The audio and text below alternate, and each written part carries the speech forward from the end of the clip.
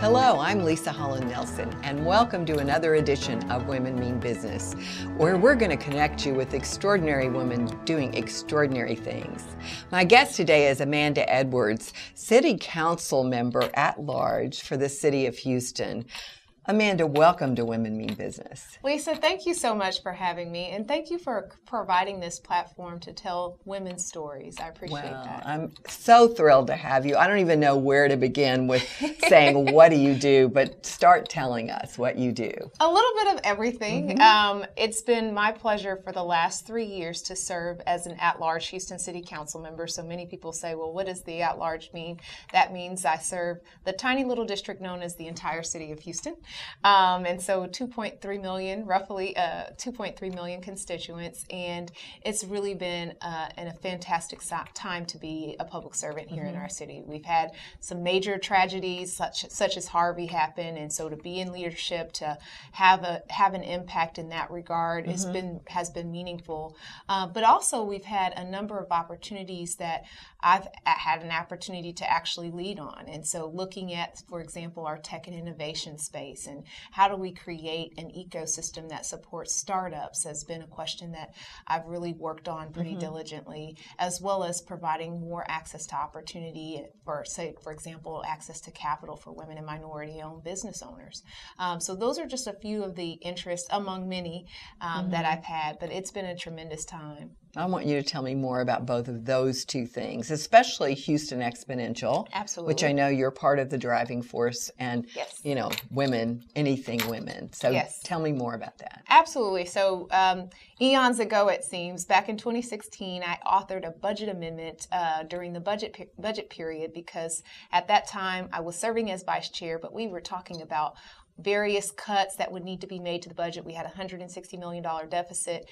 And I wondered to myself, what are we talking about growth opportunities for our city? And so I had just started to really learn about the gaps within our ecosystem as it related to venture capital funding for our startups. And I didn't know how to fix that gap. And but I thought I had met enough of the people involved in the ecosystem that they would be able to come together as part of a task force. So I authored an amendment to create a task force for technology and innovation to create recommendations of what we could do in Houston to really bolster the startup and innovation scene here. Well, Greater Houston Partnership was also working on a similar question, and we combined our efforts with Greater Houston Partnership's efforts and with Houston Technology Center and became Houston Exponential.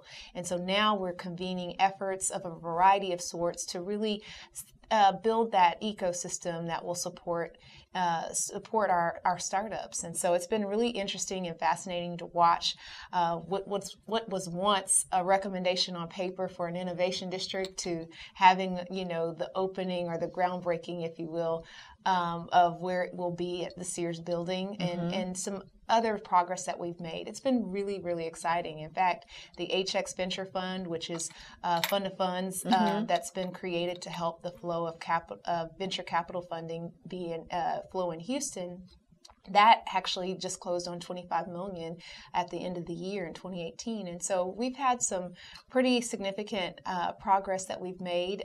There's obviously a lot more that we can do, but the momentum is building.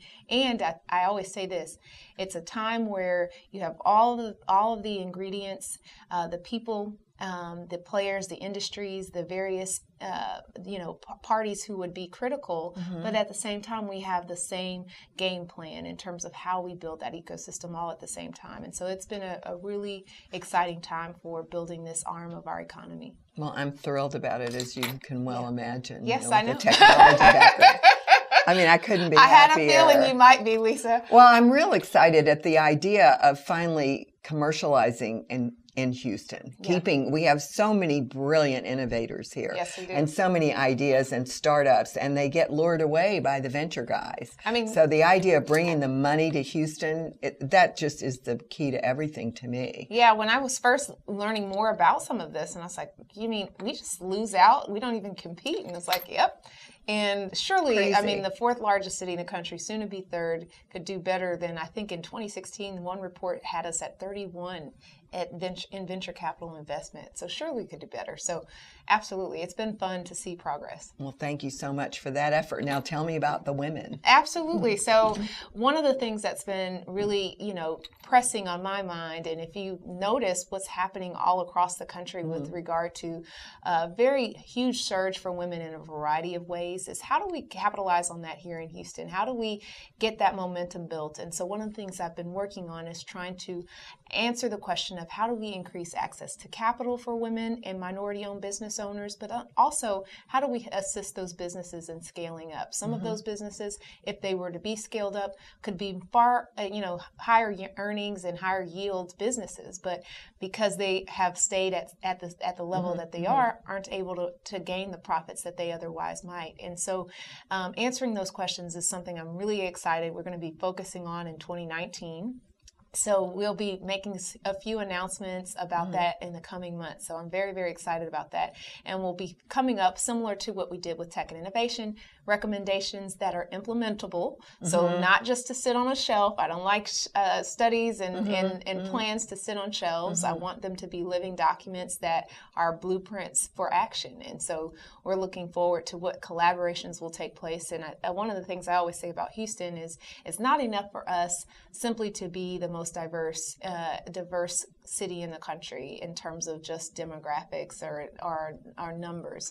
It's important for us to solve problems that impact diverse communities, including women as well. And so this is an opportunity for us to really see progress and become a model city of what other cities could be doing to make some progress in some spaces that really need to be further along than they are today. Well, I'm thrilled that this effort is taking place.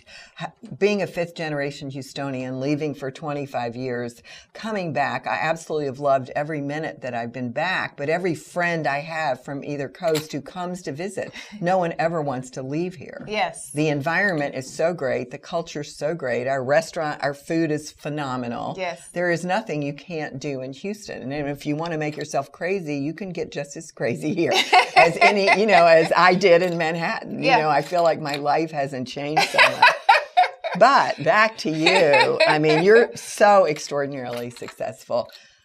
Tell us about your journey getting to City Council. Absolutely. It was not necessarily the path that everyone saw for me, but I was very passionate about a few things that I wanted to see progress on in Houston. And one of the things that was also important to me was that I be aligned with my purpose. So you know that lady named Oprah Winfrey, right? So she talks about purpose, and a lot of that actually really resonates with me in terms of making sure that you're aligning with your purpose. And for me, my purpose relates to service and empowerment of communities. I love it. I can do it I could do it nonstop, 24 hours a day, and I absolutely feel fulfilled by that. And so for me, I knew that even though I was having a very positive experience, liked my legal practice, I was a municipal finance lawyer, building hospitals and other positive things for the community, I still felt like there was more that I could do that was directly aligned with that purpose. And so I do remember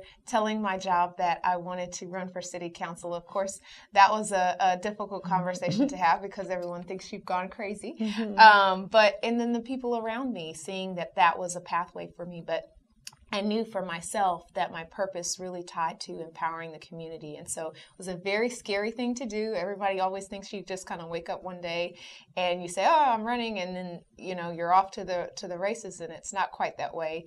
You have to figure it out. It's an amorphous space. And so had to learn, as we call it, building a plane as you fly it. It's an uncomfortable phenomenon, but nevertheless, it was one that worked out well for me. I ran for my first race at large. It was tough, but I'm glad that I ran in an at-large position because it allows me to focus on some pretty significant citywide issues. And so Harvey, I've been able to focus there. Our city finances have had challenges, and so there's been a lot of attention there. And then, of course, looking at some of the things that we can do to make Houston the place where the Gulf Coast and the world's future meet. So that's my mission in my office, is to really to achieve that goal, which is very very lofty and large, but I think Houstonians deserve their leaders to think that way and deserve to have this optimism about not just the crises in front of us, but the opportunities that may exist that we're not even aware of. And so always looking for what those possibilities are has been a driving force in my service. So it's been fun. It doesn't mean it doesn't come without challenges, right. Leisa. Well, I know you've got a re-election campaign coming up. How are you feeling about that? Well, it's hard to tell when you have that because, of course, you don't know who's at least in Houston, we don't know who's technically in the race or who has filed until the filing deadline of August. And so it's very late in the year when you find out. So it certainly doesn't lead for a boring time, I will say that. But, it shouldn't be the time where you're first starting to see your residents or your constituents. With me, one of the things that's really important is that I have a relationship with my residents. And even though I say my residents and I'm talking about 2.3 million people, that's how I feel about them. I feel like it's my responsibility to know what's going on in all the communities and to be able to be responsive not only to their needs, but then be a collaborator on opportunities that may exist for them. And so I take that piece very, very seriously. And so, of course, campaigning, of course, adds to that. But if you have a relationship in your community, I think everybody's better served that way. Yeah, you're going to get to hang out with your constituents, which I think they're going to love, the opportunity to get closer to you. Wow. So, Amanda, none of this was easy. I think one of the biggest questions I love to ask, what is your secret sauce? I mean, what would you tell somebody else who wants to achieve this kind of success? I think the secret is you've got to just be willing to confront fear. I think that is one of the number one impediments to people achieving their potential is that they're unwilling to confront fear. And once you realize that you didn't die when you confronted that fear like you thought you might, and you were then able to get past it, it is a very liberating experience. And I would say that is what tends to limit people. And I oftentimes tell people you're only limited by your own imagination. And so if you have a limited imagination, then guess what? Your experiences will be limited. But if you dream big and boldly, you can work hard and achieve those goals. Now, it doesn't mean that everything you see with people who've had success, you see it every day. People have no idea, the hours that people keep and all the things that's required in the sausage making process. But if the end goal is in your heart, it's in your spirit, you can work through pretty much anything to achieve it. And I would say just dream big and be willing to do the work necessary and understand that it's never promised to you to have a smooth path, not to allow a few bumps and bruises along the way to deter you from those goals if they're really in your heart. Thank you very much. Thank you, Leisa. There you have it, another extraordinary woman doing extraordinary things. I'm Leisa Holland-Nelson, Vice President and Chief Marketing Officer of Astounds, and we'll be back again next week with another edition of Women Mean Business.